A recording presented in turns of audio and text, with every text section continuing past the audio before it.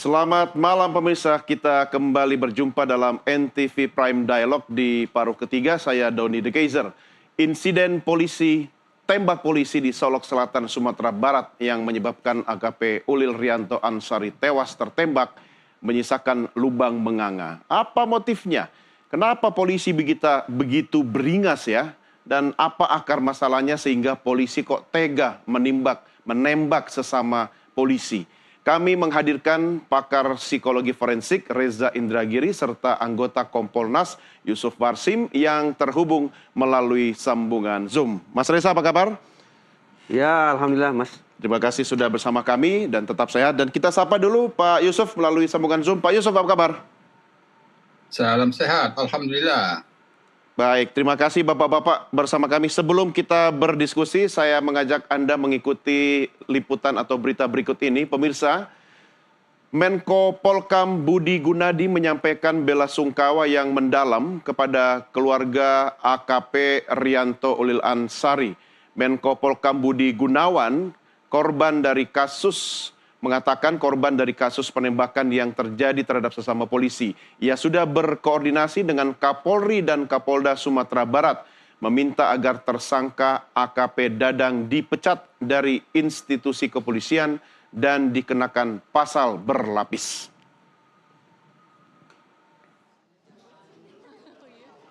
Yang pertama tentu kita ikut perhatian dan ikut belasungkawa terhadap Kompol ya, Nomerta Ulil. Yang kedua, Kapolri sudah membuat statement akan memberi hukuman yang seberat-beratnya dan proses kode etik maupun disiplin ini akan dijalankan lebih awal untuk memecat mantan Kapolres tersebut yang saat ini sudah ditetapkan sebagai tersangka. Nah, setelah itu baru proses pidananya. Dan semua akan didorong dengan pengenaan pasal berlapis dan hukuman yang seberat-beratnya. Ini bisa saya ulangi dari hasil koordinasi kita dengan Kapolri maupun Kapolda. Ya, Menko Polkam Budi Gunawan sudah menyampaikan pernyataan resmi pemerintah, tapi Mas Reza satu kata kalau menceritakan tentang sosok polisi, tembak polisi. Bagaimana menerjemahkan dalam istilah Anda terhadap sikap polisi, tembak polisi? Disclaimer dulu ya Mas Doni ya. Saya terhitung tahun ini sudah sekitar 20 tahun mencoba berkontribusi terhadap institusi Polri. Dari hari ke hari harus saya katakan bahwa tempo-tempo saya merasa kecewa dengan institusi ini. Tapi terus-menerus saya mencoba memompa keyakinan saya bahwa Polri akan terus mencoba menjadi organisasi yang amanah. Namun lagi-lagi, di balik ekspektasi itu tiba-tiba terjadi peristiwa yang menyedihkan, mengesalkan sekaligus menakutkan ini. Ketika AKP Dadang melakukan penembakan terhadap AKP Ulil, terpikir oleh saya ini adalah contoh personil polisi yang buruk. Teori apel busuk. Sehingga relevan bagi kita untuk menyebut dia sebagai oknum yang tidak mewakili atau tidak merepresentasikan institusi kepolisian kita. Tapi begitu tersiar kabar bahwa ternyata yang menjadi sasaran penembakan oleh AKP Dadang bukan hanya seorang AKP Ulil, tapi juga konon dia mengincar atau menyasar Kapolres, maka terpikir oleh saya bahwa ini jangan-jangan bukan teori apel busuk yang harus kita letakkan di atas meja, tapi teori gentong rusak. Gentong rusak? Ya, artinya bukan hanya apel per apel, oknum per oknum, individu per individu yang bermasalah. Tapi mari kita buka ruang diskusi. Satu gentong rusak maksudnya? Bahwa satu gentong rusak. Dalam bahasa yang lebih terukur, adakah kemungkinan ini merupakan potret tentang sebuah kejahatan sistemik yang berurat akar di lembaga kepolisian? Dan tentu saja untuk memastikan sekali lagi apakah ini apel yang busuk atau gentongnya yang rusak, harus dilakukan investigasi. Ini gentongnya artinya bicara Solok atau Indonesia? Itu harus diukur ya. Tetapi saya khawatir bahwa kasus semacam ini tidak hanya ada pada satu wilayah tertentu saja. Sudah menjadi rahasia umum, menjadi kasak kusuk di kalangan netizen dan citizen tentang bagaimana ada personil-personil yang terlibat dalam bisnis-bisnis gelap. Masih ingat kita, sekian tahun lalu ada Bagan Konsorsium 303. Kemudian juga ada personil yang main tambang di sana, main tambang di sini, dan seterusnya, dan seterusnya. Alhasil, sekali lagi, mari kita secara lebih gamblang mendiskusikan apakah ini merupakan apel busuk ataukah ini gentong yang rusak. Pernyataan Menko Polhukam tadi memberikan kabar baik bahwa kita harus melakukan penyikapan yang tegas terhadap seorang AKP Dadang. Tetapi, sekali lagi, Dadang apelnya. itu baru sebatas apel. Saya sungguh-sungguh berharap ketika isu ini kemudian mendapat respon dari pemerintah dalam kurung Seki Menko Polhukam, maka tinjauan kepada aspek institusi atau organisasi Polri semestinya juga masuk di situ.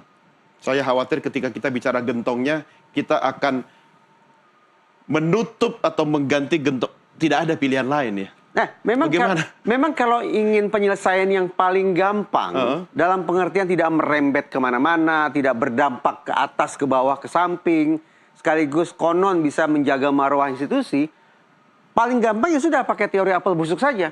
Sebutlah AKP Dadang sebagai oknum. Iya, tapi tambah tidak... lagi sempurna, berikan sebutan dia punya gangguan jiwa dan segala macam. Itu penyelesaian yang paling gampang. Sepertinya Anda sudah memprediksi statement berikutnya akan seperti itu, begitu? Boleh jadi demikian. Oke, tahan dulu. Saya mau minta catatannya dari Pak Yusuf sendiri. Analisa Anda, Pak Yusuf, dari Kompolnas melihat tragedi polisi tembak polisi, seperti apa, Pak?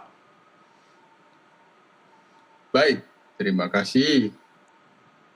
Dalam hal ini kan Kompolnas kemarin dari hari Minggu sampai Selasa pagi ada di Polda Sumbar dan sudah melihat TKP, sudah dilihat semuanya, sudah mendapatkan penjelasan ya, dari gelar perkara soal kronologi. Namun semuanya masih dalam proses yang satu terkait dengan dugaan tindak pidananya sebagai tersangka dalam proses penyidikan terkait dengan penembakan itu. Yang kedua, ada proses kode etik yang juga berjalan. Nah, ini beriringan, ini berjalan. Nah, sidang kode etiknya sudah berproses dimulai pada hari ini dan ini menjadi atensi langsung Mabes Polri sehingga sidang kode etiknya dilaksanakan di Mabes Polri. Nah, jadi terduga pelanggar dalam hal kode etik itu sudah berada di Mabes Polri. Nah, ini prosesnya sudah berjalan. Oleh karena itu, terkait dengan kronologi peristiwa menjadi materi di dalam substansi penyidikan di tindak pidananya, termasuk juga menjadi substansi pemeriksaan di dalam sidang kode etik profesi. Nanti di sana terlihat semua, nah, termasuk di dalam proses penyidikan terhadap tersangka yang itu di dalam prosesnya masih ada hal-hal yang kami sudah berikan saran dan masukan, termasuk soal dugaan penembakan di rumah Kapolres. Ya. Nah, Kapolres kami sudah lihat di sana. Itu harus dilakukan betul cermat dan teliti apakah memang itu benar selongsong amunisi yang digunakan oleh tersangka ketika itu digunakan menembak almarhum. Nah, itu harus dipastikan juga, itu bagian hal-hal yang kami sudah berikan masukan. Nah, dalam pantauan Kompas setelah kami turun, semua proses penanganan sudah dilakukan oleh Polda Sumbar, termasuk kaitannya dengan soal penggunaan senjata api. Dari Inspektorat Pengawasan Umum juga sudah melakukan langkah-langkah karena memang situasi pada saat ini Polri di seluruh Polda, Polres memang ya fokus pada operasi Mantap Praja, operasi pengamanan Pilkada serentak tahun 2024 termasuk ya di Solok itu, sehingga ini memang peristiwa ini di luar ya sangat terkejut gitu karena semua perhatian fokus pada pilkada.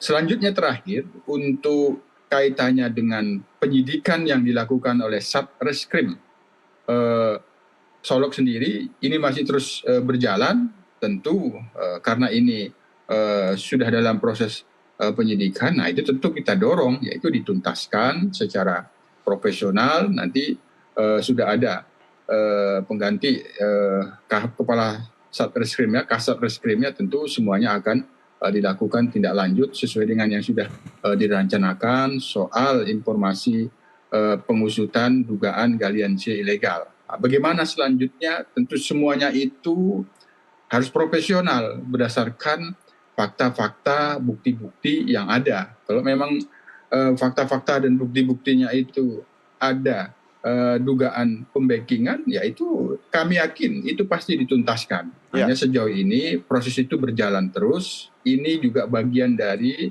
pemantauan pengawasan Kompolnas dalam hal itu. Ya, Pak Yusuf, saya ingin tahu posisi tegas dan jelas Kompolnas terkait kasus polisi tembak polisi ini berada di sisi mana dan akan seperti apa nanti Kompolnas mengawal sampai tuntas terang benderang kasus ini, Pak Yusuf? Ya, pertama proses pidananya dituntaskan terkait dengan pidana soal penembakan itu. Nah, itu tuntas, gitu, harus tuntas dan profesional, tidak ada yang perlu ditutup-tutupi.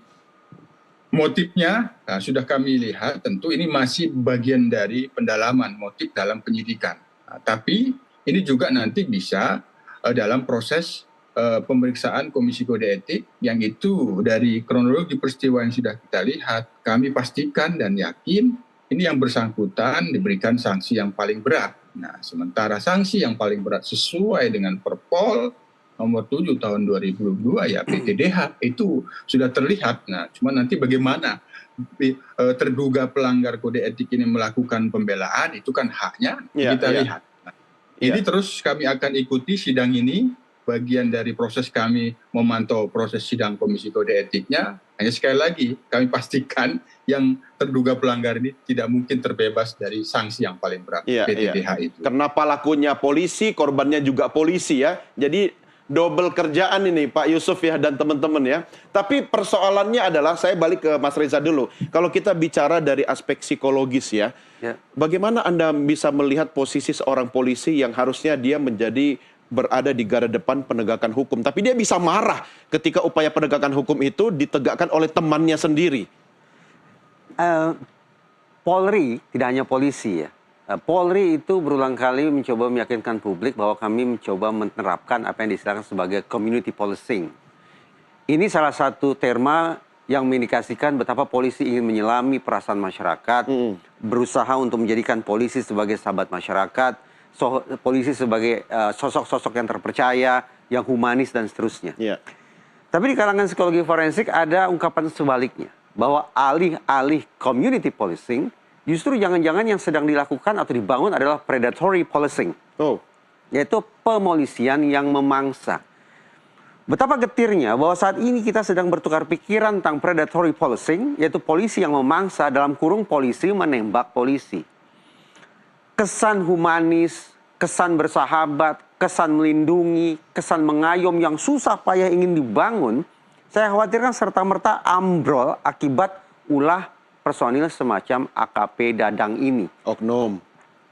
Tadi saya ingin membuka ruang diskusi. Tepatkah, memadaikah kita sebut lagi kata oknum? Atau kita harus perluas diskusi ini dengan melihatnya sebagai sebuah kejahatan sistemik oleh lembaga? Kalau saya boleh berkomentar sebagai warga masyarakat, sepertinya kalau bicara institusi gentong, sudah bukan oknum lagi. Makanya saya katakan, ayo kita diskusi, kita uji bersama-sama, kita dalami sama-sama, terus terang saja. Ya ini kan otokritik juga buat polisi. Oh tepat, situasi hari ini masihkah kita berpuas hati dengan menyebutnya sebagai oknum, atau kita harus melihatnya sebagai persoalan yang lebih sistemik, institusi. Anda menggunakan sebagaimana yang predatory sangat keras sekali ya. Oh, itu ada dalam literatur. Jadi saya memiliki alasan secara keilmuan untuk menggunakan istilah itu untuk mencoba memotret kemungkinan bahwa yang dilakukan oleh seorang AKP Dadang ini adalah merupakan bentuk nyata dari predatory policing itu. Indikatornya apa? Kalau cuma oknum kan tidak bisa kita kemudian samaratakan semua institusi polisi itu sebagai predator. Saya tidak dalam posisi menarik kesimpulan.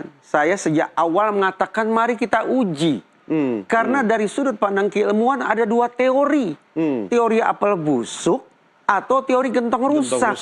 Kita mau pakai yang mana ini? Saya tidak yakin, Mas Doni, bahwa masyarakat akan terpuaskan lagi-lagi dengan kata atau istilah oknum A, oknum B, oknum C. 1-2 hari terakhir ini, bahkan ada ungkapan yang sesungguhnya menyakitkan hati. yaitu parpol coklat. Oh. Lagi-lagi kita terpandu untuk berpikir ke arah mana?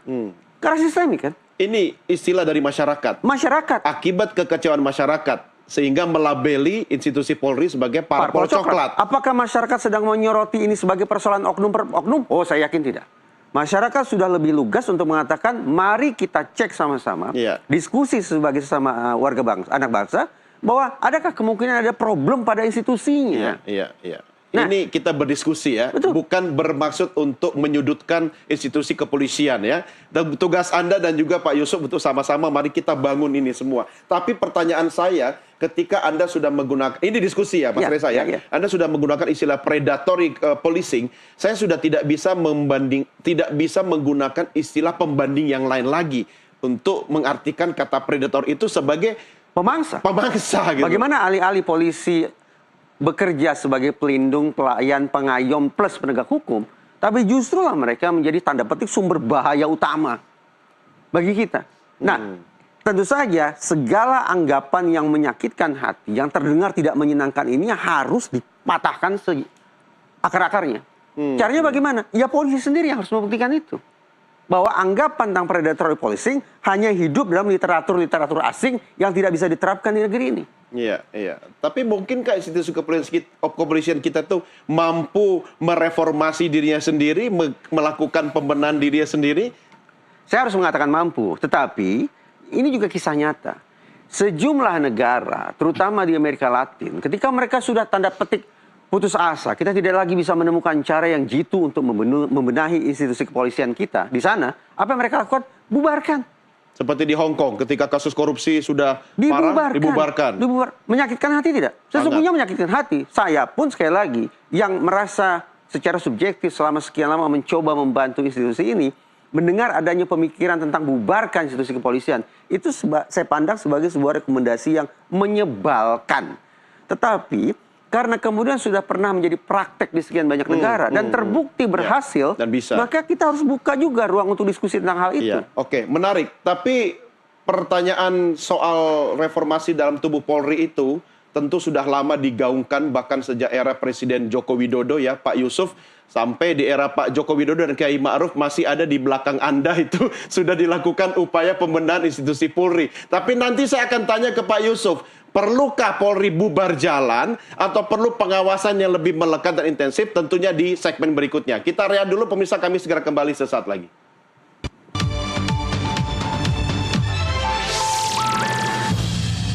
Terima kasih masih bersama kami. Kita lanjutkan diskusi kita, polisi tembak polisi. Kalau judul yang kita angkat ini akar masalah polisi tembak polisi. Artinya kita harus bersama-sama dengan tujuan baik membantu polisi menyelesaikan masalah. Apakah itu apel atau gentong, bukan cuma rusak ya, kayaknya sudah terpecah, bocor dan di mana-mana. Oke, kita lihat dulu data berikut ini. Karena bicara polisi tembak polisi, ada beberapa kasus yang mungkin Anda masih ingat. Oke, agak cepat ini ya. Kita mundur sedikit boleh? Ada kasus Brigadir Rangga, ya. Oh, cepat sekali. Memang harus cepat, Mas Doni. Enggak, kalau polisi aja bisa naik darah, saya juga bisa naik darah. Kalau saya meninjaunya itu kan... Coba saya nggak punya pistol. Nah, ini ketika orang diberikan kekuasaan, otoritas, dan punya senjata, beda hasilnya. Mas Doni, boleh percaya boleh tidak, kita itu setiap kali berbincang tentang perilaku, termasuk perilaku jahat manusia, kita mencari akar masalah pada apa? Niat. Pada niat ya. Tetapi ketika kita sudah bicara tentang senjata, dalam hal ini ada senjata api, ternyata orang yang membawa senjata api tanpa disertai niat, tanpa didahului niat, bisa secara impulsif, sekonyong-konyong menggunakan senjata api itu. Contoh yang paling nyata adalah ketika seorang komedian... Parto. Saya tidak sebut namanya nih. Merusak Kan pasaran saja. Merusak pasaran ini. Seorang komedian, tak ada angin, tak ada hujan, mungkin sedikit terprovokasi oleh wartawan, secara demonstratif dia langsung letuskan senjata. Itu bukti yang menurut saya nyata tentang bagaimana dahsyatnya pengaruh senjata api terhadap perilaku impulsif manusia. Nggak usah senjata, punya strobo, lampu aja di mobil, kita langsung dagunya tinggi kan? Apalagi ketika orang yang membawa senjata itu dalam kondisi sungguh-sungguh sedang bermasalah. Oke. perilakunya kita bayangkan tidak hanya impulsif, tapi bisa menjadi sedemikian fatal Ya. terhadap pihak lain. Orangnya yang bermasalah atau institusinya ya secara keseluruhan bermasalah? Nah, Mas Doni kembali lagi mengajak kita diskusi ini Diskusi loh, sebatas diskusi. teori apel busuk atau teori gentong rusak. Iya. Kita cek lah. Nah, kembali ke masalah AKP Dadang. Kita bisa bayangkan bahwa sekali lagi keberadaan senjata api di tangan itu memang betul-betul harus berada di tangannya orang yang tepat. Satu. Yang kedua, begitu membabi butanya perilaku atau aksi penembakan yang dilakukan, tidak hanya terhadap satu sasaran, tapi juga kabarnya paling tidak 2 sasaran, dengan sekian banyak peluru, mengindikasikan memang boleh jadi orang ini sudah penuh dengan masalah. Saya tidak mengatakan masalah kejiwaan, tapi ada masalah tertentu, paling tidak masalah etik yang tampaknya sedang harus dia pertanggungjawabkan. Karena secara dia serius. jadi backing kasus illegal mining. Itu yang sudah menjadi perbincangan publik. Dalam salah satu kesempatan berdiskusi dengan teman Walhi Sumatera Barat, dia menggunakan diksi rahasia umum untuk memotret tentang keterlibatan personil-personil dari lembaga penegakan hukum dalam aksi backing tambang liar di sana. Apalagi di wilayah hukum kepolisian yang memang banyak tambang-tambang. Nah. Saya ingin kembali ke Pak Yusuf. Pak Yusuf, kita tentu tidak ingin kemudian seperti di Hong Kong, kasus korupsi di kepolisian Hong Kong itu saking parahnya, akhirnya dibubarkan itu kepolisian di Hong Kong, diulang lagi rekrutmen satu demi satu. Apakah itu memungkinkan dilakukan di Indonesia? Atau Kompolnas mungkin bisa merekomendasikan sebuah upaya yang mungkin revolusioner, tetapi tanpa perlu membubarkan institusi polisi secara keseluruhan, Pak Yusuf? Ya, itu sewaktu periode Kompolnas kami yang lalu, Ketua Kompolnas Prof. Mahfud itu kan pernah menyampaikan, meskipun polisi itu dalam kondisi buruk, tapi satu malam tanpa polisi, apa yang akan terjadi? Nah, itu ada apa namanya satu dalil yang itu mencoba mengambil dari apa yang dikatakan oleh Ibnu Taimiyah. Satu malam tanpa pemerintahan, apa yang akan terjadi pada masyarakat itu? Nah, untuk pada saat ini kami sebagai pengawas dan sasaran pengawasan kami memang ada pada pemantauan dan penilaian integritas dan kinerja anggota dan pejabat Polri. Anggota dan pejabat Polri yang berintegritas baik, bekerja baik itu banyak. Nah, oleh karena itu, kami terus mendorong agar role model, keteladanan anggota yang berintegritas dan kinerja baik ini terus dilakukan, didorong. Sehingga ini akan terus mereformasi kultur Polri yang tidak berintegritas menjadi berintegritas. Nah, Pak Yusuf kultur mengatakan yang polisi-polisi yang berintegritas melayani baik itu masih banyak kan Pak? Tapi mungkin tidak ditempatkan yang berinteraksi dengan masyarakat. Mungkin di Lemdiklat, di PT IKA, ya kan, di sekolah pimpinan dan seterusnya.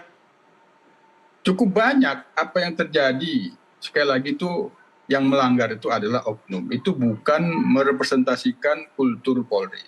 Misal melalui Hugeng Award. Hugeng Award itu yang diusulkan oleh masyarakat terkait dengan anggota Polri dan pejabat Polri yang berintegritas itu ratusan. Dan itu dinilai akhirnya mana yang paling berintegritas dan mana yang paling berkinerja baik. Itu ratusan melalui kegiatan Hugeng Award. Itu adalah satu data yang sudah kita miliki melalui kegiatan Hugeng Award yang dilaksanakan oleh Polri dengan bekerja sama dengan unsur kelembagaan masyarakat dengan media. Itu ada data pantauan kami anggota dan pejabat Polri sekali lagi yang berintegritas dan berkinerja baik. Nah, kami melihat data itu, kami punya optimisme. Inilah yang terus kami pantau. Nah, kembali kepada kasus Dadang Solok. ini, Dadang. oknum Kabak ini adalah ada persoalan penyalahgunaan senjata api. Ini persoalan serius. Nah, Kompolnas sendiri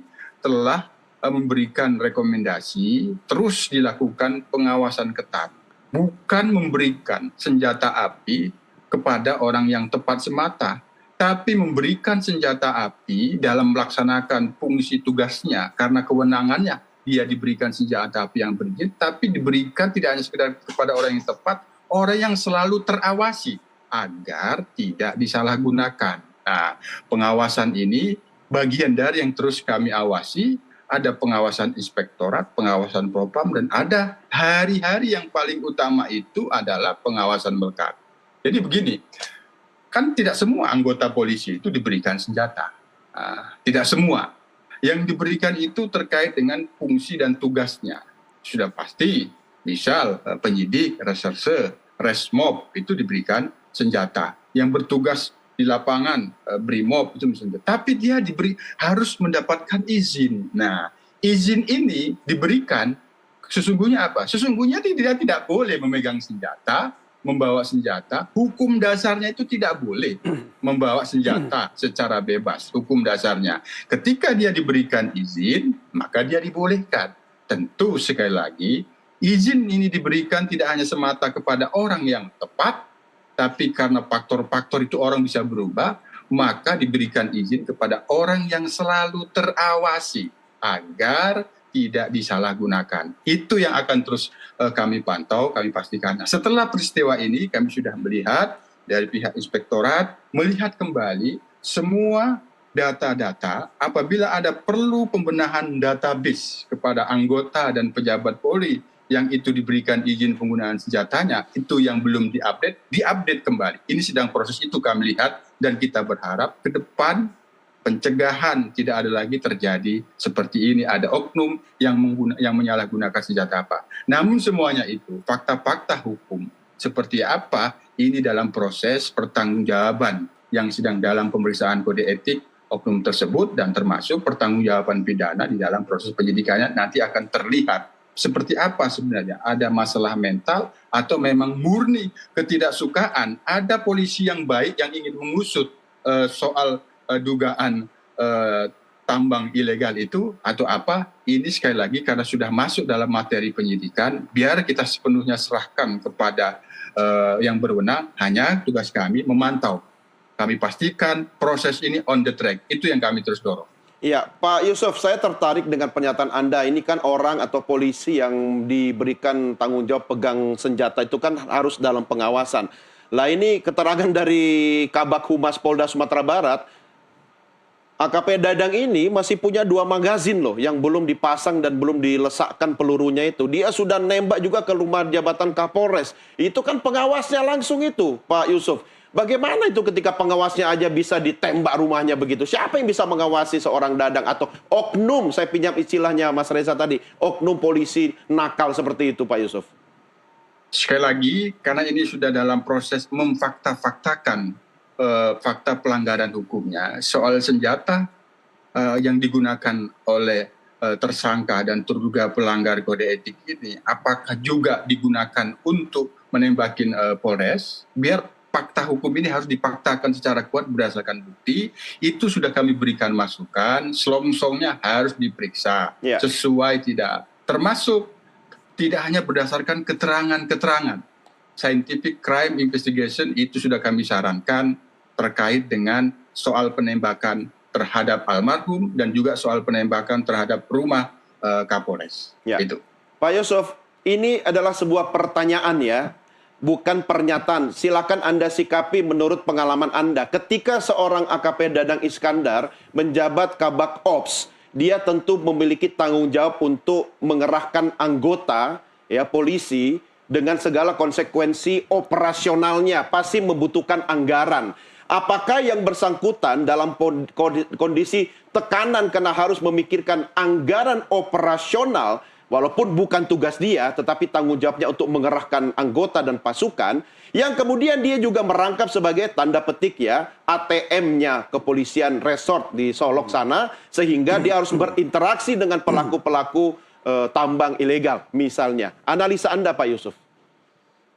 Kita tentu tidak sembarangan menganalisa, harus berdasarkan kepada saintifik. Nah, apabila kita lihat tersangka dan terduga pelanggar kode etik dan tersangka pidana ini kan sudah menjelang pensiun. Nah, menjelang pensiun, sesungguhnya sudah pada fase kematangan. Fase kematangan. Stabilitas mental dan jiwanya itu sudah pada fase kematangan. Nah, tentu itu satu analisanya apakah ini demikian atau tidak. Kami sendiri sudah bersaran, apakah ada dalam tekanan yang besar, tentu ada proses pemeriksaan kejiwaan dan mental. Nah, termasuk hasil pemeriksaan kejiwaan mental sebelumnya itu juga bisa dilihat kembali. Sekali lagi, itu bagian dari yang kita sarankan untuk memperkuat scientific crime investigation.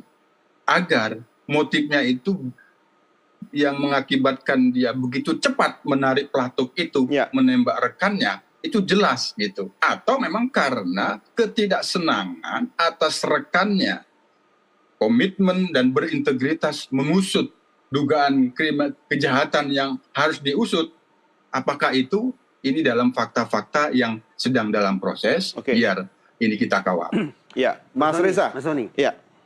Sejak awal obrolan ini kita berfokus pada istilahnya adalah criminal profiling. Kita mencoba untuk memahami seorang AKP Dadang ini seperti apa, sampai kemudian dia menghabisi sejawatnya. Yang tidak kalah penting, menurut saya adalah kita semestinya juga melakukan victim profiling. Mencoba memahami, sekaligus untuk menyimpulkan kenapa sampai seorang AKP Ulil, jebolan Akpol, akhirnya meninggal dengan cara yang sangat-sangat menyedihkan semacam itu. Dalam rangka victim profiling ini, menurut saya, pendekatan saintifik ya, gawai AKP Ulil ini perlu dibuka. Komunikasi-komunikasi macam apa yang dia lakukan. Misalnya, bentuk pemantauan kerja seperti apa yang sedang dia lakukan terhadap para bawahannya di Satreskrim. Tentu dia akan memberikan arahan-arahan. Ada komunikasi dari bawahan komandan begini-begini. Nah, dari pembukaan atau dari dibukanya gawai itu, sekaligus juga didalami komunikasi antara AKP Ulil dengan keluarganya, mudah-mudahan kita akan bisa menemukan jalan untuk memahami apakah ini sekali lagi sebatas masalah seorang oknum AKP Dadang menembak AKP Ulil, atau ada isu yang lebih serius daripada itu. Karena AKP Ulil juga yang berdasarkan pemberitaan saya simak, mengatakan ke keluarga betapa dia ingin mengundurkan diri dari institusi Polri. Sah sudah. Dia tidak mengatakan, Mama, aku sedang punya masalah dengan teman kantor. Bukan seperti itu. Mama, aku sedang berkonflik dengan Kabak Ops. Tidak. Aku ingin mengundurkan diri dari institusi Polri. Victim profiling itu, menurut saya, Kompolnas perlu lakukan. Oke, ini masukan usulan buat Pak Yusuf ya. Tapi Anda bisa komentari nanti Pak Yusuf. Saya tertarik dengan statementnya Mas Reza tadi. Kalau kita simak apa yang dilakukan oleh pelaku ini adalah perilaku impulsif tanpa persiapan. Artinya dalam kondisi dia marah, dia punya senjata, punya otoritas. Kalau kita tarik ya, apa yang melatar belakangi? Apakah faktor ekonomi? Enggak juga. LHKPN menyatakan dia punya harta 545 juta, utangnya 100 juta. Berarti masih untung 400 juta. Aset bergerak, tanah dan sebagainya, itu aman. Tapi kenapa orang dengan mudahnya impulsif kemudian dor begitu? 540 juta itu juga semestinya bisa kita nilai. Apakah ini merupakan harta kekayaan yang wajar atau tidak? Untuk dari seorang AKP. Dari seorang AKP. Dari Kabak Ops ya. Ya, itu semestinya juga harus bisa disimpulkan apakah ini wajar atau tidak wajar. Itu satu. Yang kedua, tadi kita sempat diskusi tentang pengaruh senjata di tangan. Bahwa tanpa didahului niat sekalipun, keberadaan senjata sudah cukup kuat untuk mendorong si empunya untuk berperilaku impulsif. Tetapi, kalau sebatas impulsif, saya berimajinasi ini, barangkali yang dikeluarkan diletuskan hanya 1-2 peluru. Terarah 1 orang. Tapi ini kan ternyata sampai angka belasan. Marah banget dong. Nah, berarti benci banget tadi dong. Saya menangkap indikasi bahwa boleh jadi pada dasarnya orang ini sudah bermasalah sehingga efek senjata bagi pemunculan perilaku impulsif adalah memicu sekian banyak masalah yang sudah ada itu untuk meledak di ujung senjata apinya. Anda tidak mengatakan bahwa korban sebenarnya hanya pelampiasan kan? Kemungkinan bahwa ada sebuah gesekan pada detik tertentu di lokasi tersebut bisa jadi ada. Ada sebuah pertikaian tertentu. Tetapi sekali lagi saya bayangkan, sampai sekian banyak peluru yang dikeluarkan dari senjata api, mengindikasikan bahwa sekali lagi tidak hanya faktor perilaku impulsif akibat senjata api, tapi sudah ada tumpukan masalah yang dibawa oleh orang ini. Muncul pertanyaan berikutnya, PR berikutnya. Apa yang membuat seseorang yang terindikasi sudah punya masalah sedemikian berat ini masih dipercaya untuk tidak hanya pegang senjata api, tapi sekaligus menduduki jabatan penting, yaitu Kabak Ops di satuan wilayah setempat. Ya, kan tidak ada alat ukur di institusi Polri untuk mengetahui kondisi keluarga, kondisi kehidupan sosialnya. Pada titik inilah terkenang oleh saya tentang apa sesungguhnya tanda petik kontribusi organisasi bagi terjadinya penyimpangan perilaku personil penegakan hukum. Ada dua yang dominan. Pertama, pengawasan yang memang tidak berjalan atau kita perlembut, pengawasan tidak optimal. Ya. Jadi kalau misalnya Pak Yusuf mengatakan pengawasan, nah justru saya sepakat. Pengawasan ini penting. Tetapi teori mengatakan, riset yang menyimpulkan bahwa salah satu faktor dominan terjadinya penyimpangan perilaku personil penegakan hukum adalah karena justru pengawasan itu tidak berjalan. Iya. Dan yang kedua, ini yang semakin membuat sulit proses investigasi ke dalam. Yaitu? Apa itu? Kode tirai biru. Curtain Code. Apa ini? Ini subkultur menyimpang yang ditandai oleh personil penegakan hukum untuk saling tutup aib mereka, kesalahan mereka, penyimpangan mereka, kejahatan mereka. Iya.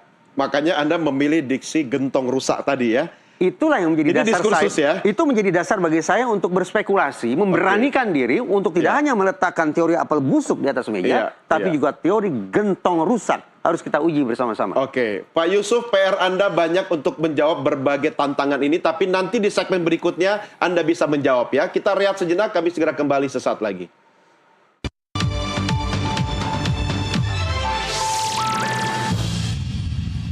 Kita lanjutkan kembali diskusi kita. Saya tengah berdialog dengan pakar psikologi forensik Reza Indragiri dan juga anggota Kompolnas Yusuf Warsim. Sebelumnya saya kembali mengajak Anda untuk menyimak tayangan grafis berikut ini. Mudah-mudahan sudah slow grafisnya ya. Kasus Brigadir Rangga, masih ingat dalam ingatan Anda pemirsa, ini pada bulan Juli 2019, Rangga Tianto menembak rekannya Bribka Rahmat di ruangan SPK Polsek Cimanggis, Depok. Motif pembunuhan karena tidak terima ponakannya ditangkap oleh korban sebagai pelaku tawuran. Nah, ini mirip-mirip juga nih dengan yang di Solo gitu kan. Akhirnya divonis 13 tahun penjara. Berikutnya, ini pasti Pak Yusuf ini sudah hatam ini kasus-kasus kayak begini ya. Polisi tembak polisi di Nusa Tenggara Barat ya. Brigadir MN menembak rekannya di salah satu rumah di BTN Gria Pesona Madani. Ini motif pembunuhan karena cemburu. Korban berbalas pesan dengan istri pelaku. Oke, ini soal etik ya. Hati-hati soal ini. Divonis 17 tahun penjara, kemudian dapat pengurangan hukuman saat banding jadi 13 tahun penjara. Lanjut. Kasus polisi, tembak polisi berikutnya ini Ferdi Sambo. Saya tidak usah menjelaskan secara rinci lagi ya bagaimana kasus Ferdi Sambo ini, betapa waktu itu menghiasi berbagai media kita nasional. Bukan menghiasi, menghantui. Menghantui. Saya salah memilih kata ya. Iya, yang menembak Eliezer ya, tapi atas suruhan Ferdi Sambo. Sebenarnya karir Ferdi Sambo sangat cemerlang ya. Oke, berikutnya kita lanjutkan yaitu kasus Karnain di Lampung. Ini pada 4 September 2022. Motifnya balas dendam kepada korban. Dapat vonis 12 tahun penjara di Pengadilan Negeri Gunung Singgi. Lanjut kita lihat kasus berikutnya pemirsa. Dan ini bisa jadi seperti fenomena gunung es ya Mas Reza ya. Artinya apa yang tertayang di sini mungkin tidak mencerminkan jumlah kasus keseluruhan. Kalau Mas Doni berasumsi bahwa ini hanya sebuah gunung es, maka sebetulnya Mas Doni sedang berkonfrontasi dengan Pak Yusuf. Nanti dulu, saya tidak mau berkonfrontasi, saya berusaha untuk mencari solusi. Kasus si Densus di Cikeas ya, menembak rekannya yang anggota Densus 88, ya kan, pada tanggal 23 Juli 2023 baru-baru ini dianggap lalai saat mengeluarkan senjata api dari tasnya yang kemudian meletus ya. Ini mungkin tidak sengaja. Kemudian dia diberhentikan dengan tidak hormat pada sidang etik Polri. Oke, masih ada? Oh, masih ada, masih banyak. Mungkin tidak perlu semua kali ya. Nanti kalau semua kasus kita tayangkan di sini, kapan kita dapat solusi? Oke, yang baru-baru ini tentu kasus Solo Selatan ya. Oke, Pak Yusuf, PR Anda sepertinya banyak sekali. Tentu energinya Kompolnas itu tidak boleh habis, baterainya harus selalu penuh untuk mengawal. Mungkin ide dari Mas Reza tadi menarik. Bagaimana mungkin kita dorong gawai atau handphone dari korban itu, AKP Rianto juga bisa dijadikan alat bukti ya untuk diperiksa. Pak Yusuf, komentar Anda? Ya kan tadi saya di awal sudah menyampaikan Kompolnas sudah turun ke Polda Sumbar, ke Solo, telah memberikan saran dan masukan yang komprehensif terkait dengan proses penanganan yang sudah berjalan, termasuk scientific crime investigation itu kan termasuk melihat bagaimana kronologi peristiwa itu kami sarankan, termasuk melihat ada percakapan jejak percakapan secara scientific crime investigation itu kan itu nanti bisa memberikan ada fakta-fakta apa sebelum peristiwa itu yang itu bisa berhubungan dengan motif atau tidak. Itu termasuk pendalaman terkait dengan hubungan almarhum sebelumnya dengan semua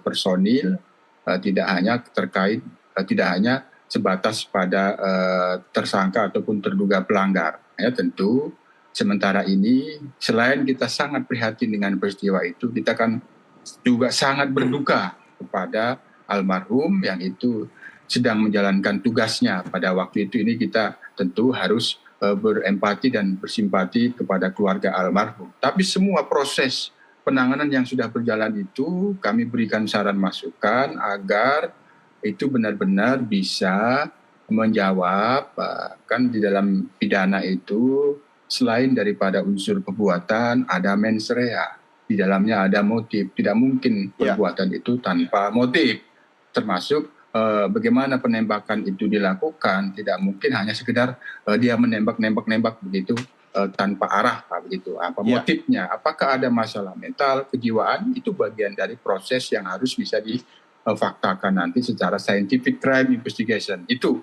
apa yang dimaksud dari saran Bang Reza itu kita paham. Nah, itu sudah bagian dari masukan yang kita sampaikan. Ya, dan tadi Pak Yusuf Anda mengatakan soal pengawasan kan, kita pasti setuju dan mendukung soal pengawasan. Itu yang saya sampaikan sekarang. Ya. Tentu sebagai orang bijak harus tetap mengambil hikmah dan pelajaran dari setiap peristiwa, termasuk peristiwa yang sangat memprihatinkan itu, yaitu bagian dari kami meningkatkan terus kinerja pengawasan kami, termasuk di dalam karena Kompolnas sendiri telah memberikan satu rekomendasi dari hasil penelitian yang telah dilakukan terkait dengan penggunaan senjata api ini, yang itu ada penyalahgunaan. Penyalahgunaan senjata api itu juga di dalamnya terkait dengan penggunaan senjata api di dalam pelaksanaan tugasnya unprocedural. Nah, unprocedural. Itu terus kami dorong sebenarnya ketika ada pelaksanaan tugas menggunakan kekuatan yang harus menggunakan senjata api. Selalu kita dorong kepada pengawas internal untuk memastikan itu sesuai prosedur atau tidak. Nah ini, jadi dari peristiwa ini kami mengambil pelajaran dan hikmah untuk meningkatkan pengawasan, termasuk juga pengawasan internal. Nah ada hal-hal yang perlu dibenahi agar pengawasan itu benar-benar berjalan secara otomatis. Karena tadi saya menyampaikan tidak hanya memberikan izin kepada orang yang tepat, tapi diberikan kepada orang yang selalu bisa terawasi. Oleh karena itu harus ada pembenahan-pembenahan yang itu secara otomatis pengawasan itu berjalan. Ini memerlukan pembenahan database. Nah, kami tadi di Mabes Polri bertemu Kapolri, bertemu Inspektorat Pengawasan Wakapolri, ada membicarakan soal itu. Pembenahan database ini terus dilakukan, termasuk di dalamnya database personil yang diberikan izin senjata api, karena itu menjadi pedoman kita untuk bisa secara otomatis mengawasi. Apabila sudah mendekati expired izinnya, sudah ada alarm gitu secara otomatis. Itu yang kita maksudkan. Yang dalam hal ini kami sebutkan modernisasi pengawasan secara berkala terhadap izin penggunaan senjata api. Itu tadi. Ya, Pak Yusuf, kira-kira bentuk pengawasan yang seperti apa lagi yang bisa Anda rekomendasikan kepada Kapolri kalau setiap kita diskusi tiba-tiba ada kasus dardor-dardor di institusi polisi lagi nih, Pak? Ya, yang pastikan yang paling utama itu kan ada komitmen pembenahan.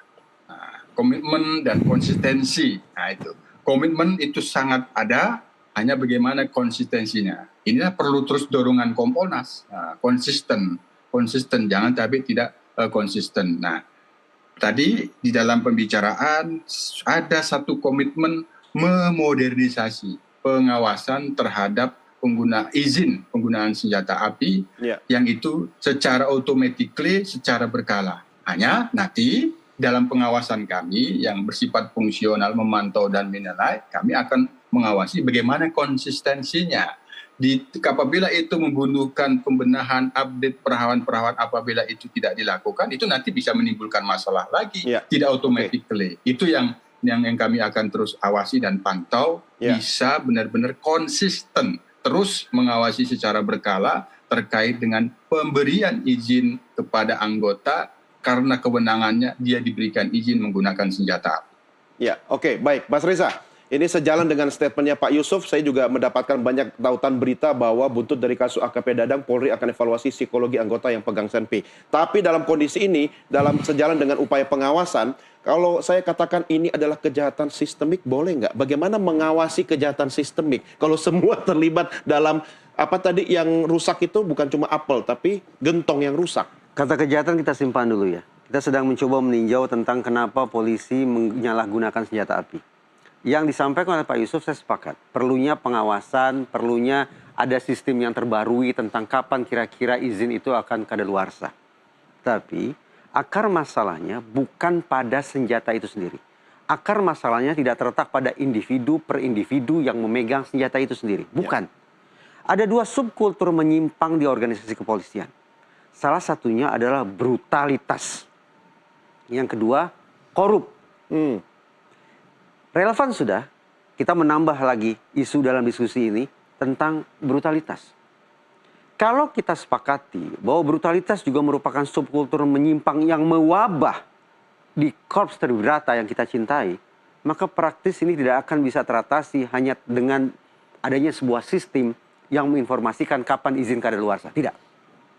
Tapi mengubah mindset seluruh insan Tribrata, khususnya mereka-mereka yang diberikan izin untuk punya senjata, itu yang lebih mendasar. Perubahannya pada mindset, bukan pada masa kadaluarsanya. Mulai dari rekrutmen dong. Tepat. Makanya, ini saya sampaikan sejak dulu di PTIK, bahwa dalam proses seleksi dan perekrutan personil Polri, dalam konteks Akpol ya, karena saya sebatas punya perspektif tentang hal itu, harus dimaksimalkan dua hal. Pertama, mereka yang direkrut sebagai personil polisi haruslah mereka yang bisa kita prediksi kemajuan karirnya. Ini untuk menutup ruang bagi titipan. Oke. Seolah-olah ada orang-orang yang memiliki DNA polisi dari kakek moyangnya. Gitu. Ini harus kita singkirkan. Dengan cara memastikan alat saring itu bisa memprediksi seberapa jauh prospek orang ini akan berkarir sebagai personil polisi. Itu syarat pertama. Syarat yang kedua, saya tandaskan, setiap orang yang masuk ke dalam institusi ini harus dipastikan memiliki derajat atau potensi kekerasan yang minimal. Sehingga organisasi nantinya tidak akan kepayahan. Karena mereka-mereka sudah diketahui indikasi kekerasannya minimal. Coba kita bayangkan, kalau tidak disaring, sampai kemudian sekian persen personil baru direkrut ternyata diketahui memiliki indikasi kekerasan atau agresivitas yang mengkhawatirkan. Siapa yang paling repot? Institusi sendiri. Siapa yang jadi korban? Kita-kita ini. Karena kemudian kitalah yang paling potensial sebagai kaum lemah untuk kemudian menjadi target penyalahgunaan senjata api oleh personil polisi. Ini memberikan garis bawah tentang, sekali lagi saya agak sedikit berbeda pandangan dengan Pak Yusuf. Saya bersepakat perlu adanya sistem yang terbarui tentang masa kadaluarsa. Tapi bagi saya yang lebih radikal daripada itu adalah bagaimana mengubah mindset kekerasan di personil polisi. Yang tadi saya katakan, brutalitas merupakan salah satu subkultur menyimpang yang mewabah di sekian banyak organisasi kepolisian. Oke, Mas Reza, ada 3 kata yang saya catat, 3 diksi yang Anda pilih yang cukup membuat saya dakdikduk: predator, brutalitas, sama korupsi tadi. Saya beri Anda waktu 30 detik sekaligus closing statement. Apa yang bisa Anda sampaikan kepada institusi Polri kita, khususnya Kapolri, agar 3 kata tadi itu tidak akan kita temukan lagi di masa depan? Sayang beribu sayang, Prabowo Subianto selaku Presiden sudah memilih Jenderal Listio Sigit tanpa fit and proper test. Terkait apa? Saya menantikan Kapolri yang akan memimpin organisasi Tribrata adalah insan terbaik Polri yang sungguh-sungguh punya orientasi pada penguatan organisasi. Kalau ada personil polisi, termasuk kalau ada Kapolri yang punya rekam jejak positif terkait reskrim, bagi saya itu hal biasa. Karena polisi memang sudah sepatutnya kuat pada aspek reskrim. Tapi dengan situasi seperti sekarang ini, yang paling dibutuhkan oleh Polri adalah seorang pimpinan menurut saya, atau jajaran pimpinan yang betul-betul punya orientasi pada penguatan organisasi. Sekiranya tidak ada, rekrut dari luar. Oke, itu garis bawahnya ya. Pak Yusuf, singkat saja. Dalam kondisi sekarang ini, masyarakat harus bersikap seperti apa dengan bisa tetap percaya kepada institusi Polri kita, Pak Yusuf?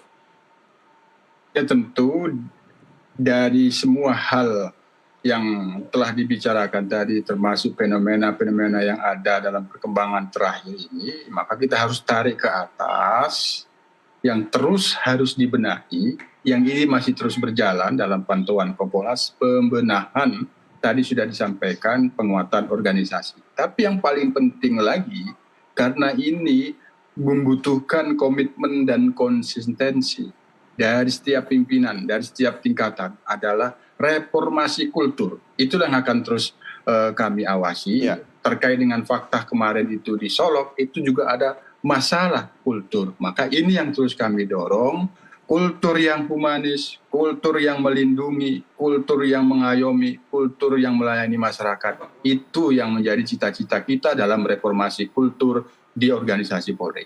Baik, itu harapan kita bersama. Pak Yusuf, terima kasih atas diskusi malam ini. Mas Reza, terima kasih diskusi malam ini. Selamat malam Bapak-Bapak sekalian. Dan pemirsa, dialog ini sekaligus mengakhiri program NTV Prime edisi hari ini. Atas nama seluruh kerabat kerja dan rekan-rekan redaksi yang bertugas, saya Doni De Keyzer berterima kasih atas kebersamaan kita. Salam Nusantara, merdeka.